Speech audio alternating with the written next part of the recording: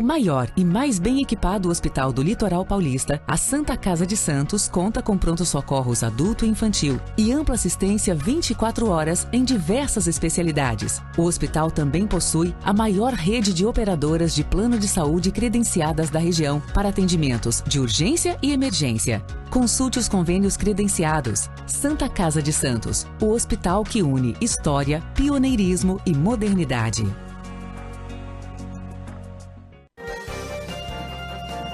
Começa agora Jornal em Foque. Apoio Santa Casa de Santos, cada dia mais completa.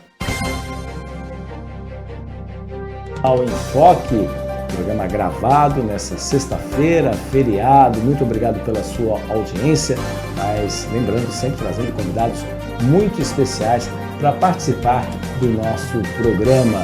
Muito obrigado, você pode nos acompanhar. O programa gravado pelas nossas redes sociais, facebook.com/jornalbocnews, nosso canal no YouTube, youtube.com/bocnewstv.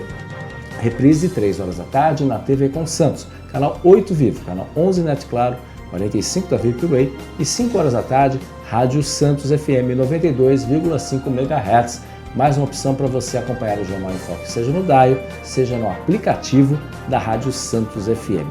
Nosso convidado muito especial, tem muita história para contar, tá?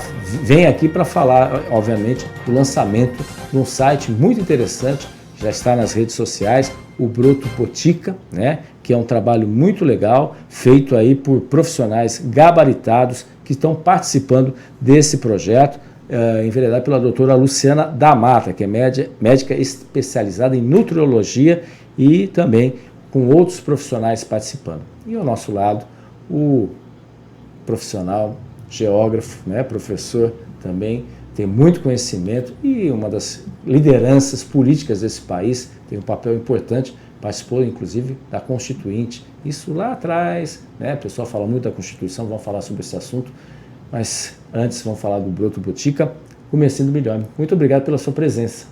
Muito obrigado, é um prazer participar com vocês e mandar uma mensagem aqui para o nosso público. Como é que surgiu, Sr. Gomesindo, a ideia da criação do site, né, da questão de qualidade de vida? Hoje as pessoas, né, têm uma preocupação cada vez maior, né, nesse mundo tão urbano e tão cheio de atributos e cheio de preocupações aí que a sociedade, né, hoje a gente vive um momento de muito estresse, ansiedade, né, especialmente as novas gerações.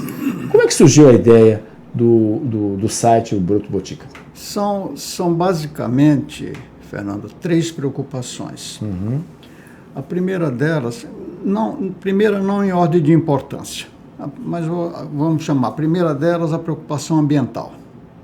Nós estamos vivendo uma época em que os excessos, vamos dizer assim, climáticos estão se evidenciando a cada momento. Nós tivemos agora, recentemente, na Espanha, aquela situação terrível que a televisão nos mostrou, mas pouquinho tempo antes nós tivemos no Rio Grande do Sul. Sim.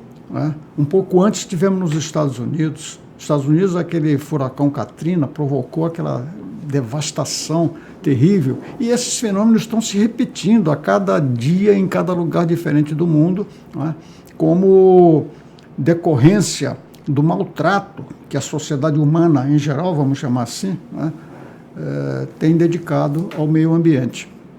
Essa é digamos assim, uma primeira preocupação.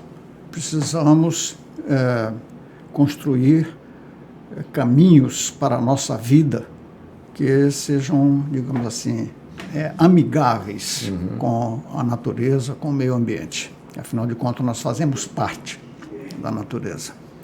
A segunda preocupação é com a nossa própria vida, com a nossa saúde, né? Nós estamos também submetidos a uma situação, pode-se dizer, dramática, de eclosão de doenças e de resultados do maltrato que nós dedicamos ao nosso próprio corpo, né? Não por vontade própria, mas por praticamente imposição também ambiental, né? Nós vivemos em um mundo, como você já destacou, muito urbanizado, que nós não produzimos os nossos alimentos, evidentemente, nós dependemos da indústria de alimentação, nós dependemos da indústria de transporte, né? Mas a indústria de alimentação e de transporte, por exemplo, as que foram mencionadas, elas também têm os seus interesses, né? E os interesses da competição, os interesses de produzir alimentos que sejam alimentos, vamos chamar assim de alimentos, mas que sejam duradouros na prateleira. E para isso, muito frequentemente, retiram dos alimentos as suas substâncias mais vitais, porque a vida está em movimento, né? Então, o alimento tem uma tendência a perecer. Então, para que ele demore mais na prateleira, muito frequentemente são retirados componentes naturais do alimento, ou, o que é mais frequente, acrescentados ingredientes químicos, né? Os conservantes. E como esses conservantes também muito frequentemente tiram até as qualidades sensoriais do alimento, então aí acrescenta-se um saborizante, acrescenta-se um aroma, então vão se acrescentando coisas nos alimentos que resultam em produtos que podem até saciar a fome, mas não são nutrientes, não são nutritivos e muito frequentemente fazem mal. Então essa é a segunda preocupação que nos move. A terceira preocupação é com a relação social, a relação entre as pessoas que produzem, as pessoas que consomem, as pessoas que são intermediárias. Então, é muito comum, muito frequente, a pessoa que produz, que realmente está lá com a mão na massa, não ter a condição de consumir aquilo que ela mesma produz. Então, a preocupação com o que se chama de o comércio justo, né? E pagar o preço justo. Claro que isso tem implicação na ponta final aqui. Os produtos naturais, os produtos de maior qualidade, nutritiva, acabam sendo realmente um pouco mais caros, até porque eles não têm uma produção em larga escala. Então, isso nos indica a necessidade de enfrentar a situação para aumentar o consumo desses produtos, para criar processos educativos que levem as pessoas a entender que esses produtos, sim, naturais, esses produtos minimamente industrializados, porque um pouco de industrialização tem que ter, porque nós moramos na cidade, como já foi dito, nós não produzimos os nossos alimentos, eles têm que vir de algum lugar, então eles têm que ter algum procedimento industrial que os proteja. Mas é preciso que essa relação seja uma relação justa, né? Que as pessoas... Não é possível, nós temos um país como o Brasil, que é considerado justamente um dos celeiros do mundo, e nós tenhamos tantas pessoas no Brasil que passam fome. E mesmo aquelas que não passam fome, tão desnutridas. Antigamente, os nossos pais, nossos avós achavam que as pessoas que eram magrinhas eram pessoas que estavam subnutridas, né?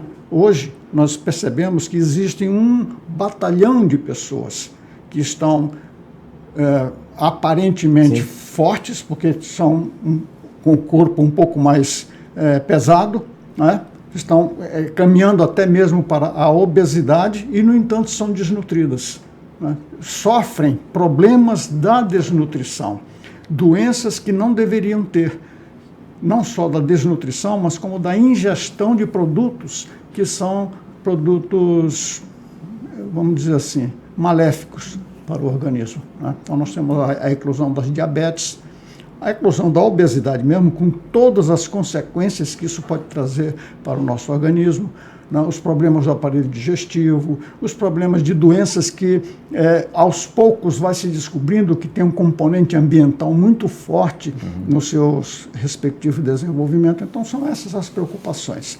São preocupações quase que de uma militância mesmo, em torno de um tema que é um tema tão fundamental. Então nós mesmo em casa temos essa preocupação. Eu já tenho há muitas décadas de um relacionamento, digamos assim, de reeducação alimentar. Eu também vivi a minha vida como todos os brasileiros, como toda a população mundial, subordinada ao mesmo meio ambiente, não é diferente. Então, a preocupação nossa é uma preocupação que está dentro de casa, uma preocupação de preservação, uma preocupação com o próximo, de solidariedade, e uma preocupação com a própria saúde, né? Com uma saúde, uma vida saudável, né? Por isso nós nos juntamos e temos sempre discutido essas questões, e eu, como estou, digamos assim, no banco de reserva, né, resolvi assumir esse compromisso, essa tarefa. Então, nós criamos esse ambiente virtual, esse site, onde nós divulgamos, nós fazemos entrevistas com especialistas. Vamos começar, né? Começamos na sexta-feira, mas mesmo antes do começo já fizemos várias entrevistas com especialistas, discutindo o tema, discutindo esses temas em geral, publicando materiais, dicas, sugestões, etc., e vendendo produtos saudáveis. Não é para substituir a alimentação principal. Essa nós sabemos e nós estimulamos que seja aquela produzida em casa, com alimentos que a pessoa vai buscar na feira, no mercado, não é? Os legumes, as frutas, as verduras, né? Isso é a alimentação principal que as pessoas devem ter. Mas nós sabemos que entre o almoço e a janta, tem o lanchinho, aquele lanchinho que é o perigo. Né? Então, o nosso compromisso é com esse pedaço aí da alimentação e com a educação. Tem a importância das refeições. Depois, se o Felipe também puder colocar a questão do site mesmo, para a gente até destacar alguns pontos, estamos aí, né? É o site, não é isso? O Broto Botica, é isso? Olha lá, já está no ar aí o site, né?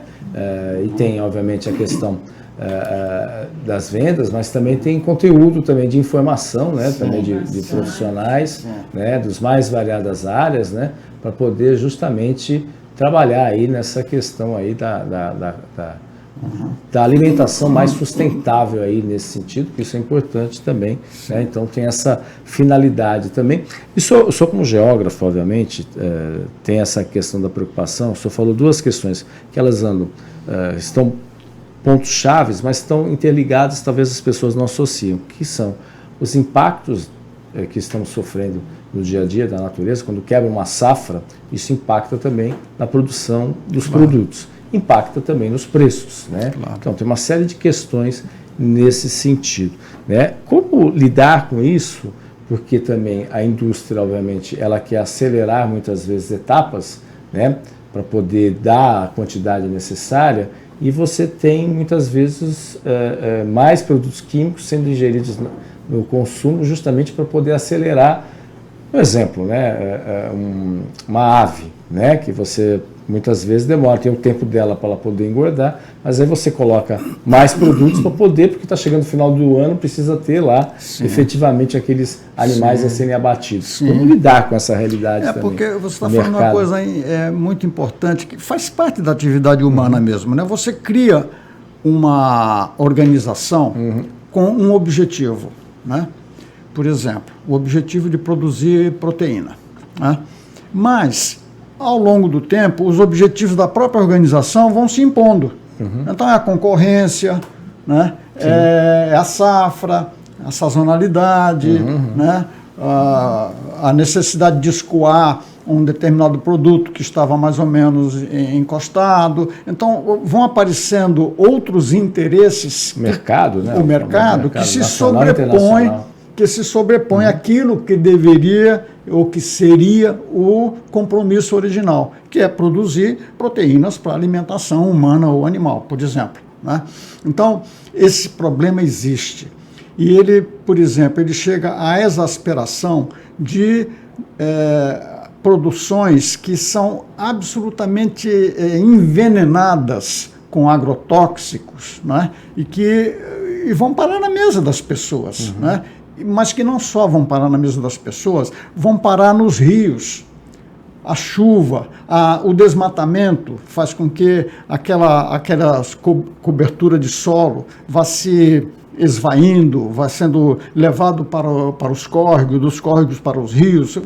Nós ficamos sabendo agora que a Lagoa dos Patos, ela é toda assoreada, ela só tem um canal ali no meio por onde passam os barcos maiores.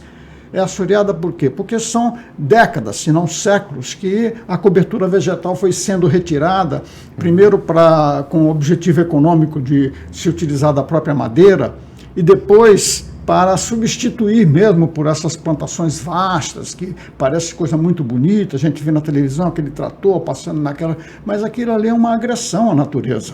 Porque a natureza não é assim, não tem só aquela planta ali durante quilômetros e quilômetros, depois uma outra planta diferente, né? Isso aí acaba desequilibrando não apenas a flora, mas a fauna também. Então, essa situação parece, para nós hoje, que é uma situação a qual nós estamos condenados a viver, mas não é assim, não é necessário. A produção agropecuária familiar, a produção agropecuária de pequenas produções, é essa que produz o alimento que nós trazemos para a nossa mesa. Essa produção de o que o americano chama de plantation, que é aquela coisa, é só cana-de-açúcar, como um amigo meu no interior de São Paulo falava, o Messindo é uma canalice.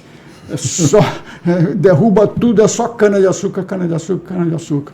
Teve uma época até em que era muito comum, felizmente essa prática foi substituída, em parte pelo menos, de queimar a plantação da cana para facilitar o corte. Tivemos exemplos recentes, inclusive, em Ribeirão Preto, por exemplo, como outras cidades do interior. Exatamente. Então, fugiu do controle. Quem viajava, eu viajei muito pelo interior de São Paulo, inclusive com vítimas fatais. Eu fui a cidades em que a gente sentava numa pizzaria e começava a cair fuligem em cima da mesa.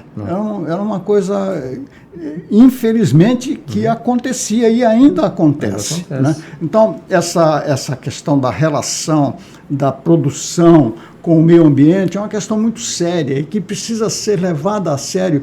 E as pessoas, você, eu, a Sueli, as pessoas na vida em comum, às vezes somos levados a achar que o que nós vamos fazer? Nós podemos fazer. Nós podemos, por exemplo, mudar o nosso comportamento, mudar a nossa prática alimentar, influenciar os nossos familiares, influenciar os nossos amigos, nossos vizinhos. Isso é muito importante. O todo é formado pelas unidades, pela soma das unidades. Então, é importante que, e é isso uma coisa que nós nos propomos a fazer no nosso site, na nossa loja. Nós temos um blog em que nós trazemos as pessoas para a discussão, nós propomos às pessoas atividades, por exemplo, vamos supor, chega o dia da criança, porque nós não levamos para as escolas dos nossos filhos uma proposta de se criar uma horta na escola, para que a criança veja o crescimento da cebolinha, do cheiro verde, sei lá, da cenoura que fica para baixo da terra, enfim, e depois levar isso para a sala de aula, para discutir com as crianças como é que é produzido o alimento. Hoje a gente ouve, claro, nós estamos na cidade, a criança não sabe de onde vem o leite. Sim. Vem da caixinha. Né? A mãe tira da caixinha. Com os conservantes. Com os conservantes. Muitos, aliás. Então, essa é, digamos assim, a nossa preocupação fundamental com o Broto Boutique. Então, como eu disse, nós não vamos lá vender alimentos da refeição principal. Eventualmente, sim. Mas nós vamos fornecer pequenas refeições, pequenos lanches, né, sobremesas, que é onde é o risco de colocar por água um regime a qual a pessoa está se dedicando. Exatamente. Isso aí é um papel importante. A gente vai voltar a falar sobre esse assunto e outro foco, mas depois no segundo bloco do Jornal em Foque. Vamos para um rápido intervalo comercial. Estamos apresentando o Jornal em Foque. O maior e mais bem equipado hospital do Litoral Paulista, a Santa Casa de Santos, conta com pronto-socorros adulto e infantil e ampla assistência 24 horas em diversas especialidades. O hospital também possui a maior rede de operadoras de plano de saúde credenciadas da região para atendimentos de urgência e emergência. Consulte os convênios credenciados. Santa Casa de Santos, o hospital que une história, pioneirismo e modernidade. By Zaf Prime.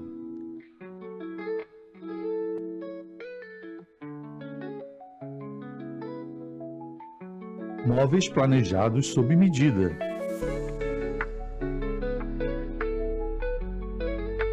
Beleza e praticidade para sua casa. Móveis que valorizam todos os espaços. Solicite um orçamento sem compromisso. Pagamento facilitado.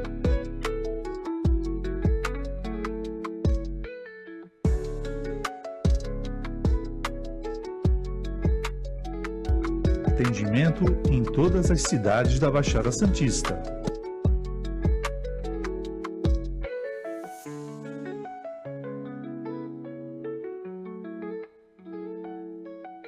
By Zaf Prime, Rua Campos Melo, 394. Atenção, criadores de conteúdo. A TV Com oferece um espaço completo para você dar vida aos seus projetos. Em nosso estúdio, você pode gravar podcasts, videoaulas, programas de TV, campanhas publicitárias e muito mais. Produzimos cenários e vinhetas personalizadas, garantindo um visual profissional e único.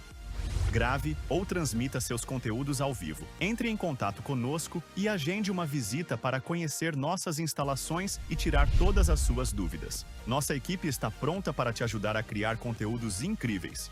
TV Com, sua plataforma completa para a criação de conteúdo.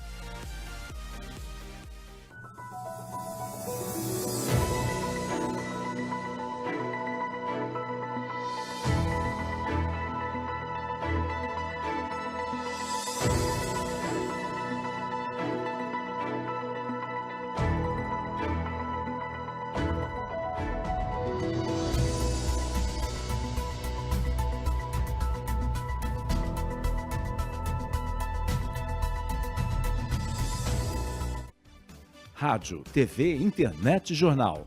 O Grupo Enfoque Comunicação traz informação com credibilidade em todas as plataformas por meio do BocNews. Acompanhe nossas notícias pelo site bocnews.com ou pela TV no youtube.com/BocNewsTV e ainda na versão digital do BocNews. Além do rádio, onde você pode acessar pelo site bocnews.com ou baixar o aplicativo da Rádio BocNews pelo Google Play Store. BocNews, informação com credibilidade em todas as plataformas.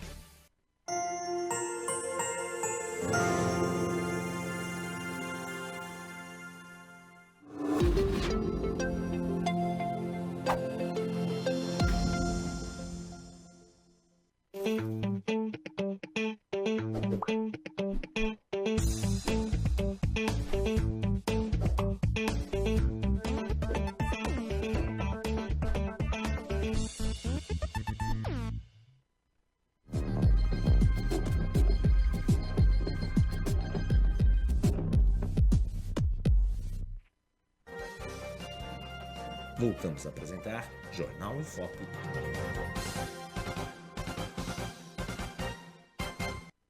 Olá, estamos de volta no segundo bloco do Jornal em Foque de hoje, trazendo como convidado um dos responsáveis pelo Broto Botica e também tem uma história na política brasileira aí que a gente tem que destacar também, mas vamos falar sobre esse assunto logo mais também, o Mercedes Milhomem. Posso chamá-lo de deputado, né? Deputado uma vez, deputado sempre, né? Mas enfim.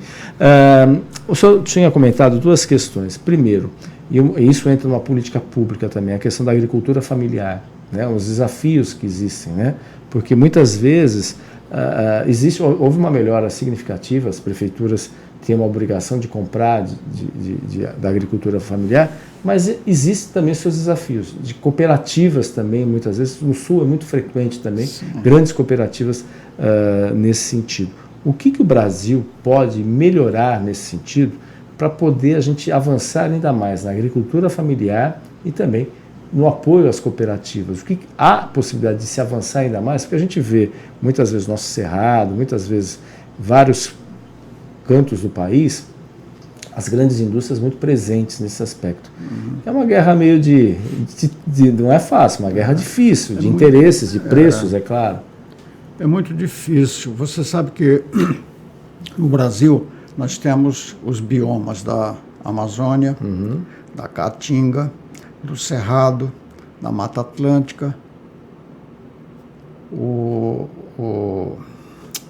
Mato Grosso, o Pantanal e os Pampa. Né? São biomas que têm a sua complexidade e que foram e vêm sendo agredidos ao longo de séculos. Né? Esses biomas produzem já produtos pela própria natureza e que são conhecidos pelas populações locais, mas que, digamos assim, de uma maneira ou de outra não se enquadram ou não se enquadraram nas linhas de produção industrial. Mas são muito ricos e são capazes de produzir riqueza para as populações que os produzem. Eu, por exemplo, sendo nativo da Amazônia, cheguei aqui em São Paulo e, claro, não encontrei nem o açaí nem o cupuaçu. E no Maranhão, né? Você é do Maranhão, não é isso? Eu sou do Maranhão, mas daquela...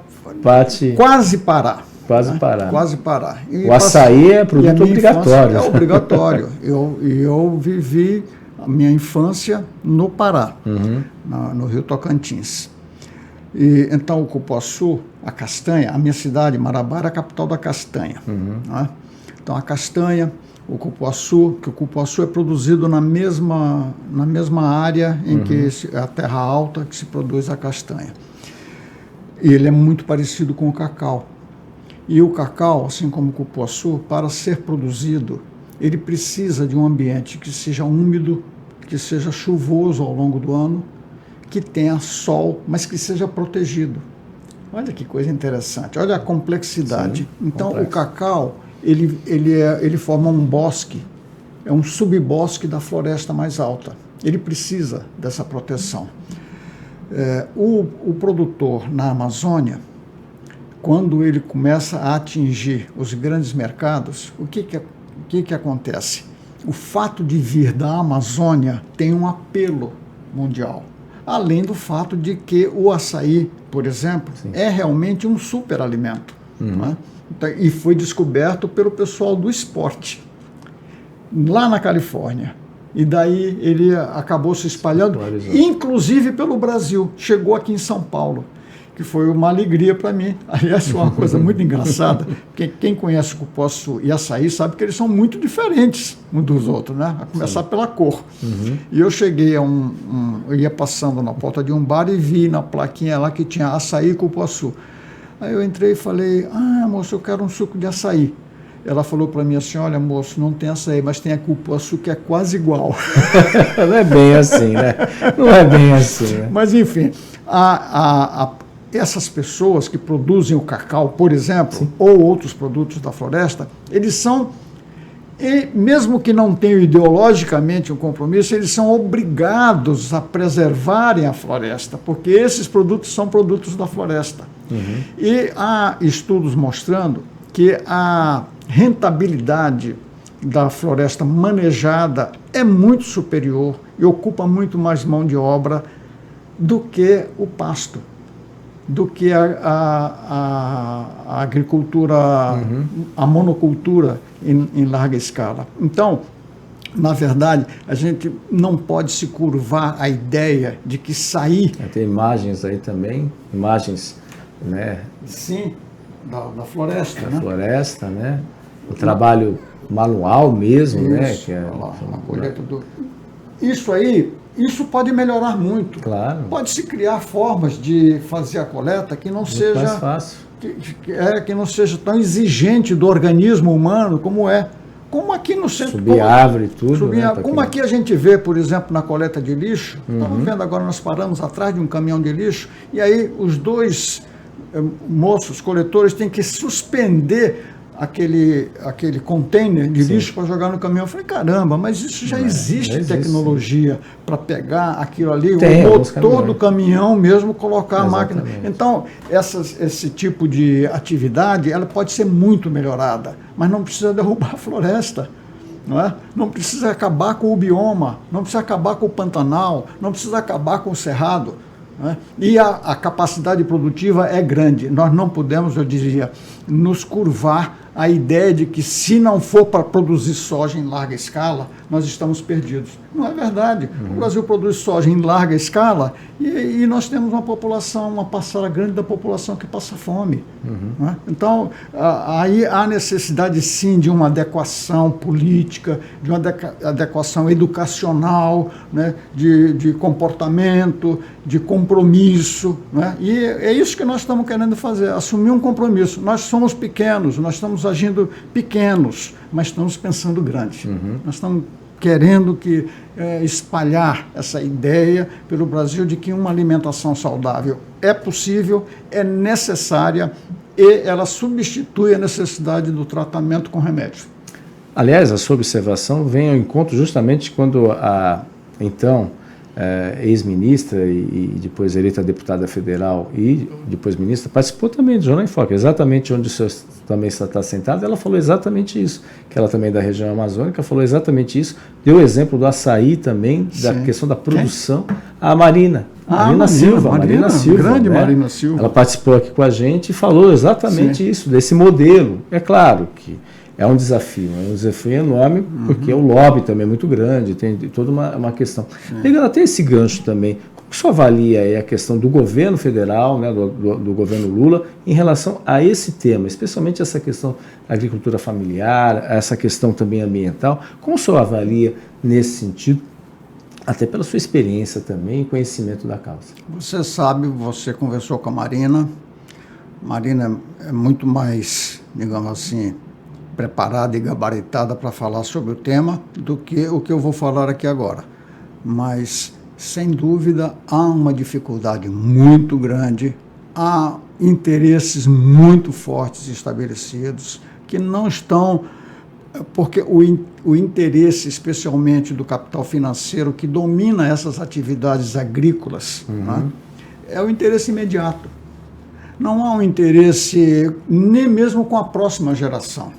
Então, se o que está melhorando a margem de lucro nesse momento é essa atividade, é para essa atividade que nós vamos. Não importa que ela seja uma atividade predatória.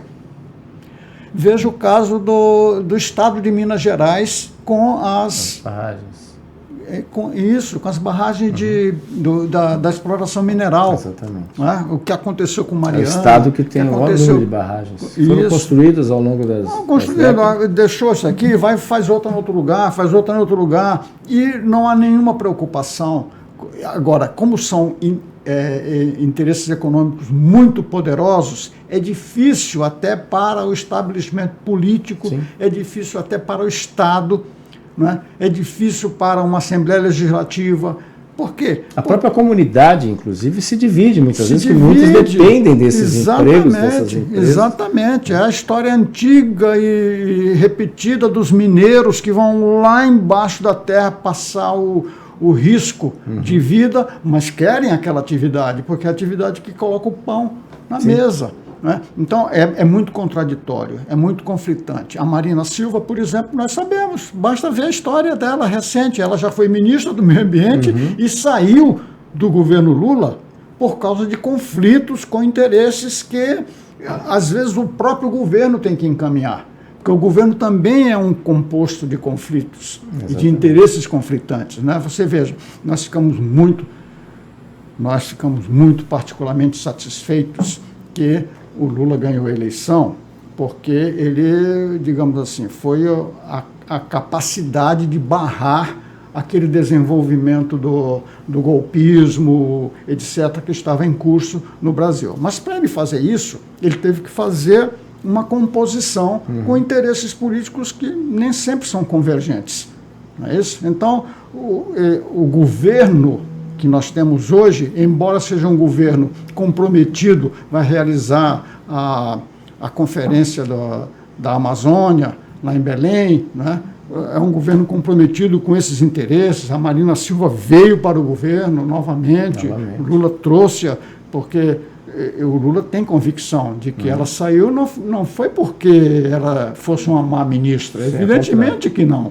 Né? Mas por causa dos conflitos que existem dentro do governo. E o presidente sabe que ele tem que encontrar meios de compor esses conflitos para ir para uma situação melhor. O equilíbrio, né? O Esse é o grande desafio, o E equilíbrio e a ele- governabilidade também. E ele mesmo diz, embora eu sinta que o governo fica aflito e ofendido quando tem cobranças fortes, mas ele mesmo diz isso, é preciso cobrar.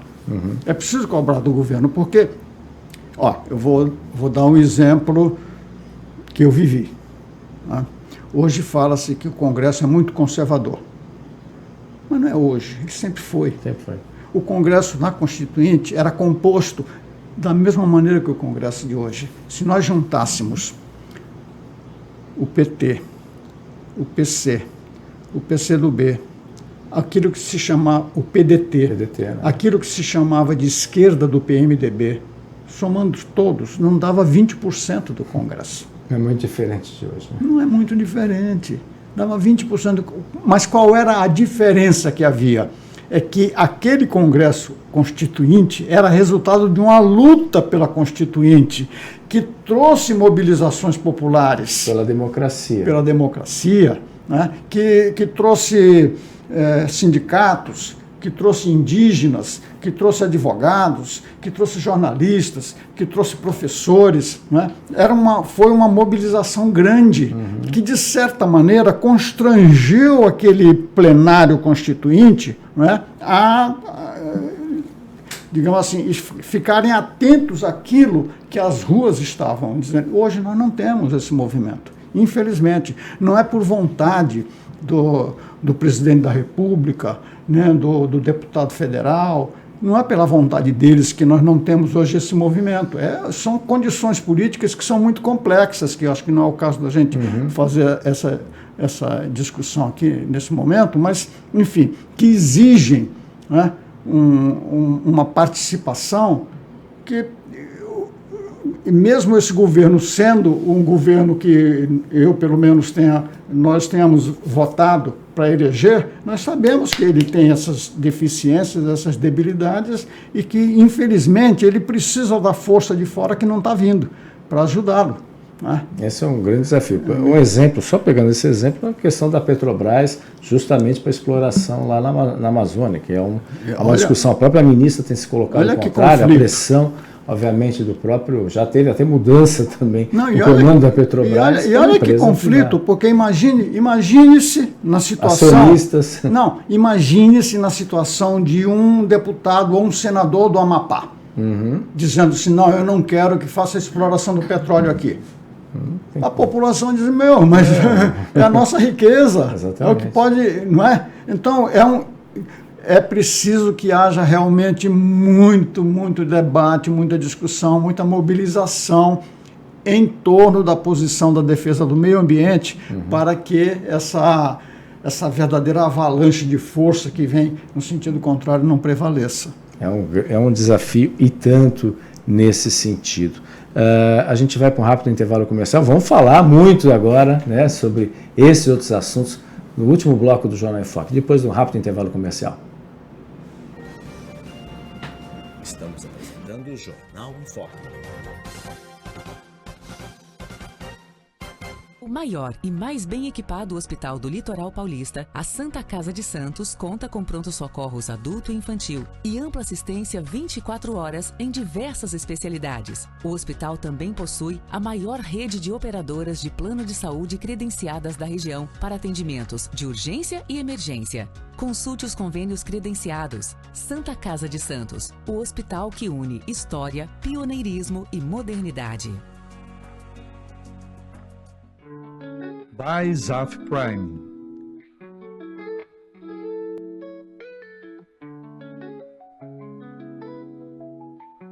Móveis planejados sob medida.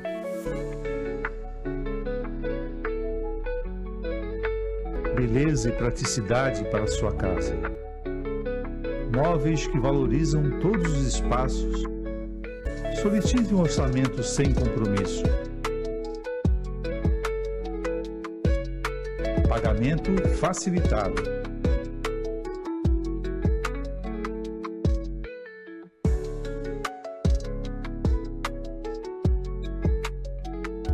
atendimento em todas as cidades da Baixada Santista.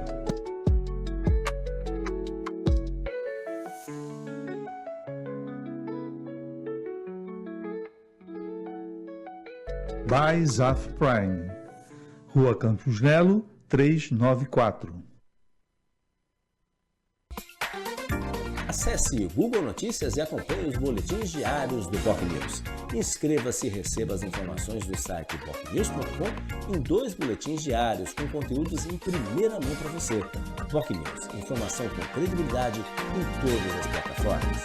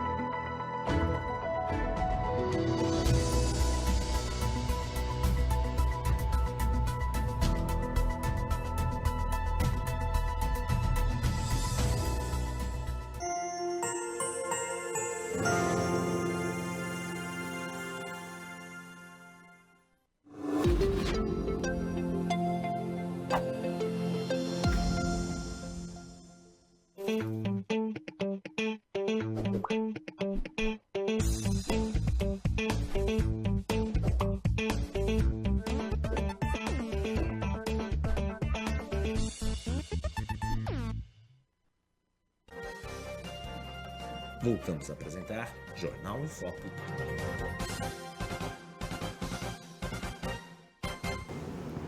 Olá, estamos de volta no último bloco do Jornal em Foque de hoje, agradecendo sua audiência e sua participação com um convidado muito especial, né, que está o idealizador, um dos idealizadores também do Broto Botica, né, que é um novo portal aí de qualidade de vida, de alimentação saudável aí, enfim, com dicas importantes aí, com vários profissionais atuando nesse sentido, né? E ao nosso lado o Gomecindo Milhomem, que, só para a gente ter uma ideia, foi um dos deputados constituintes, né? Já faz um tempinho, né? A Constituição tão atacada ultimamente, mas vamos falar sobre esse assunto. Mas antes, voltando para a questão aí da alimentação saudável, pegando o gancho da educação, esse casamento educação com alimentação nas escolas. O que pode ser feito, o que pode ser desenvolvido, né? Estamos tendo a mudança de governos aí a partir, né, agora em 2025, o que pode contribuir aí para as crianças e das crianças, que são elas que efetivamente têm um olhar diferenciado, passar depois para os pais, enfim, para as pessoas responsáveis. Fernando, eu tive a satisfação de acompanhar aqui em Santos, porque eu tenho também a felicidade de ser marido da professora Sueli Maia, que foi secretária da Educação. Que, aliás, está presente aqui. Obrigado, Sueli. Eterna vereadora, secretária de Educação também. Isso. E, então, no período que a Sueli foi secretária, eles desenvolveram um projeto chamado Educação Nota 10, que era muito interessante porque ligava, primeiro,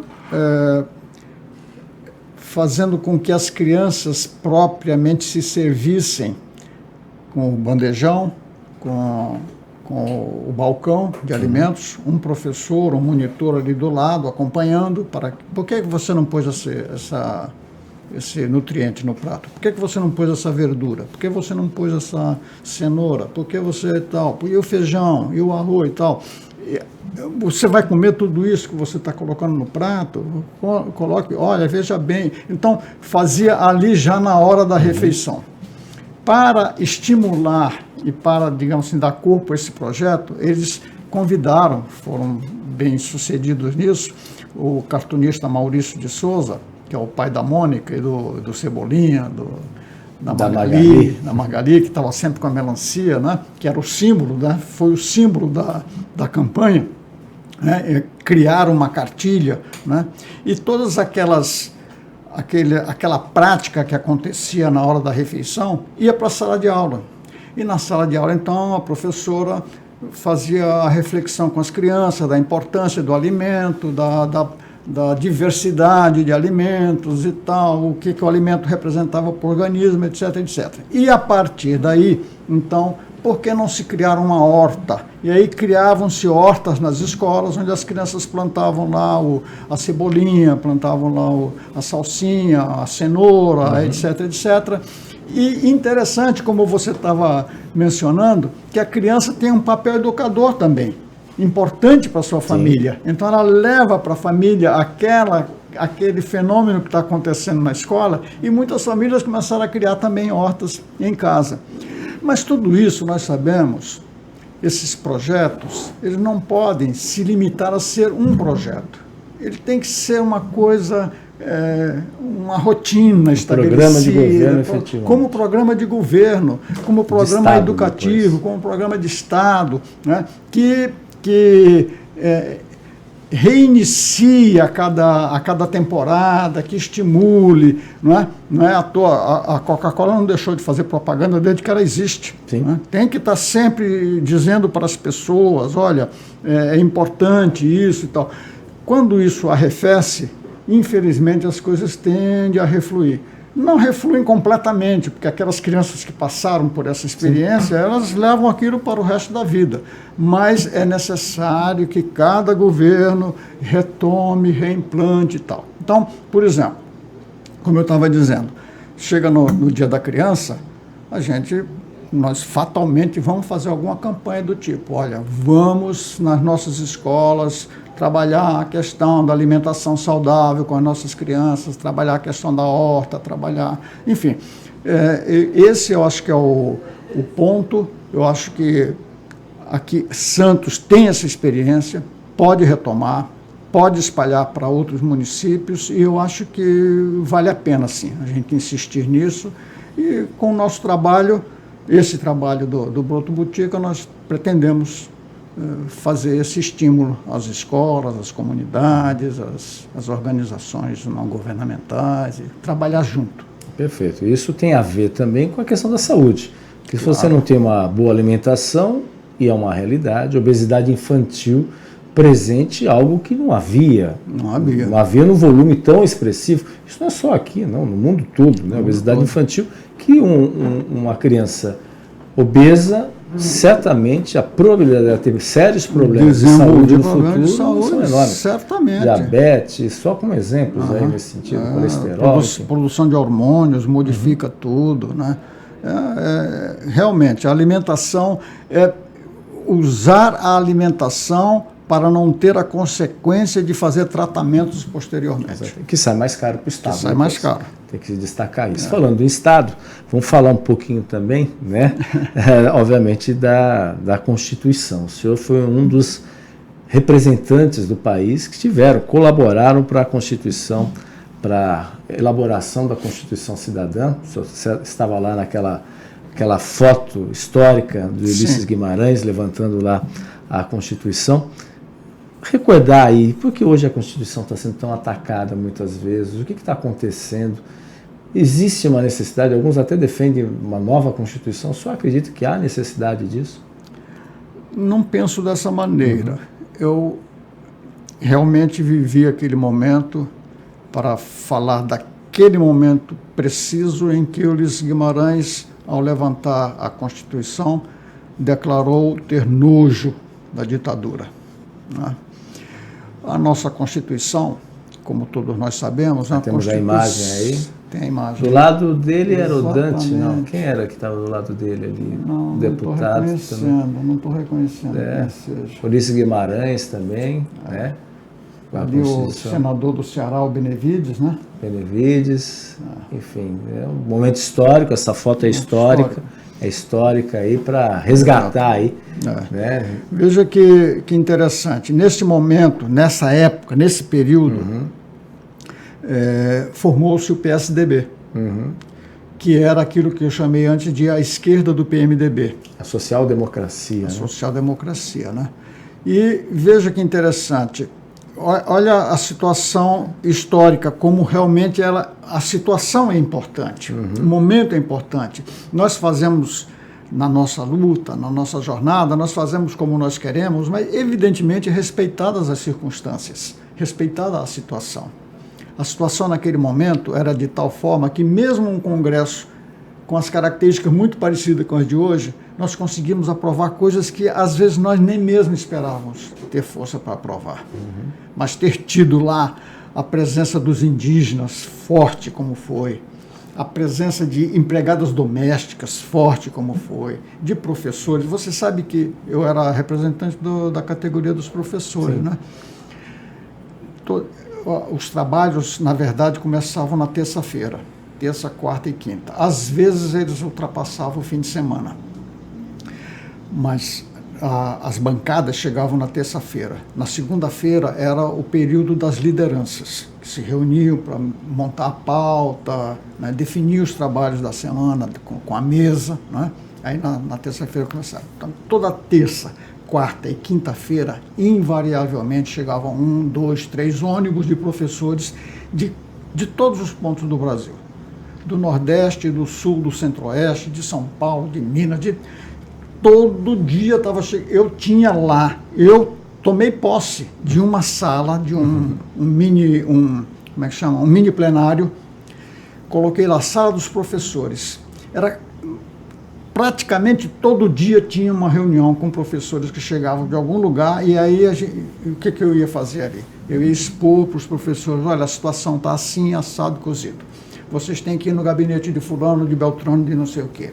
Leve a reivindicação, vão lá mostrar por que tal reivindicação é importante.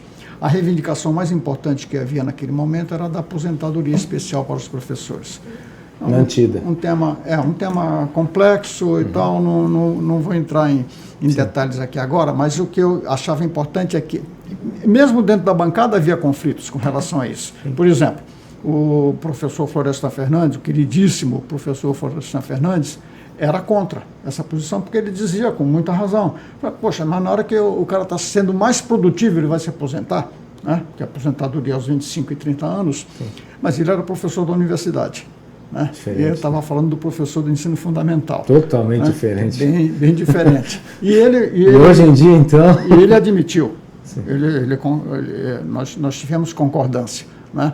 Então, mas essa reivindicação era capaz de levar os professores assumindo outras reivindicações mais gerais, do mundo trabalhista, né, da democracia. Né? Então, isso acabou, eu estou dando o exemplo dos professores, mas isso aconteceu com praticamente todas as categorias profissionais. Todas as organizações sociais foram a Brasília levando este tipo de pressão, de colocação e de visita aos gabinetes dos deputados e dos senadores. Isso criou uma situação em que nós tivemos força para aprovar coisas, como eu disse, que a gente até nem imaginava que fosse ter força suficiente. Essa é a diferença. No Congresso conservador, como você falou. Congresso conservador, com 20%.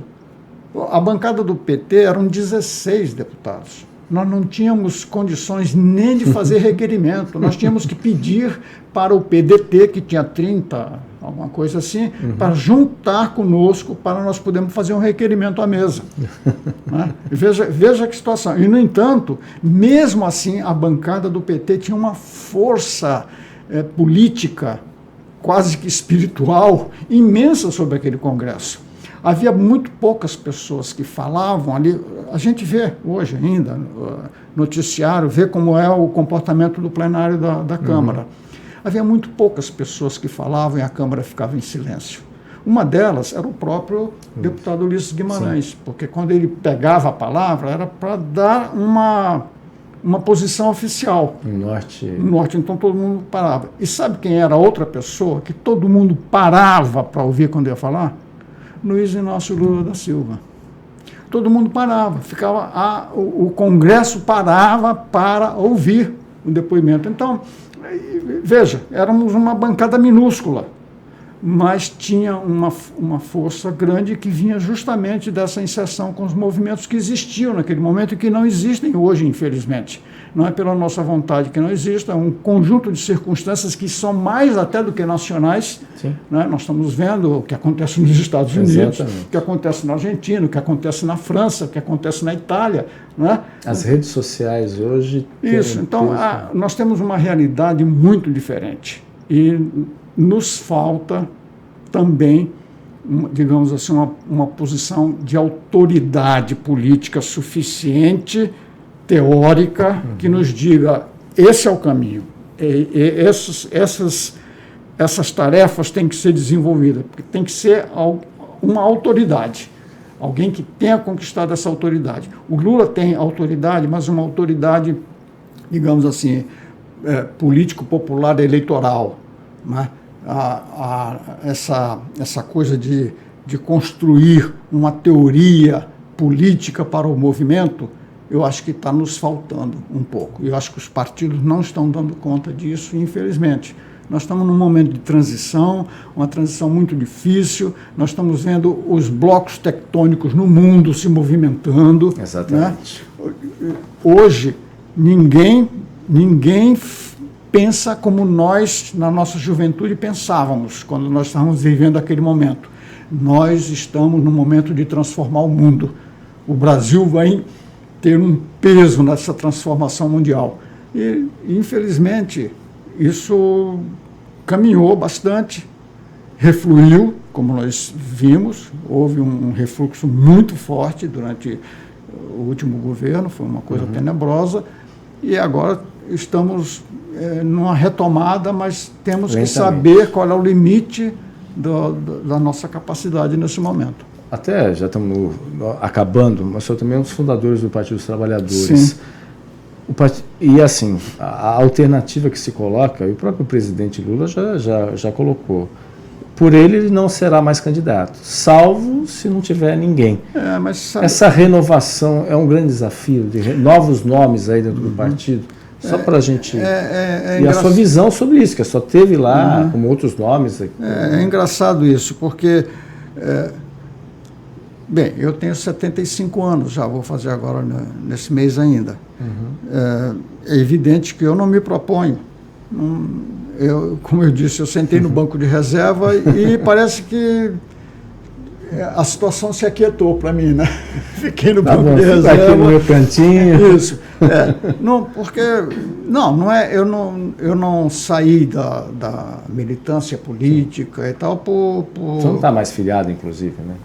Não estou, porque não me filiei novamente. Exatamente. Porque houve um período de refiliação e eu estava, digamos assim, preocupado com outras questões naquele momento, porque a gente também tem uma vida pessoal a tocar, enfim, tem um conjunto de circunstâncias que são favorecedoras ou impeditivas, né? Eu passei por um momento assim, então, claro que eu não me proponho a nada, mas quem está com o Lula, por exemplo, quando ele se propôs a ser candidato, eu me lembro de ter comentado, poxa vida, é muito esforço para o Lula.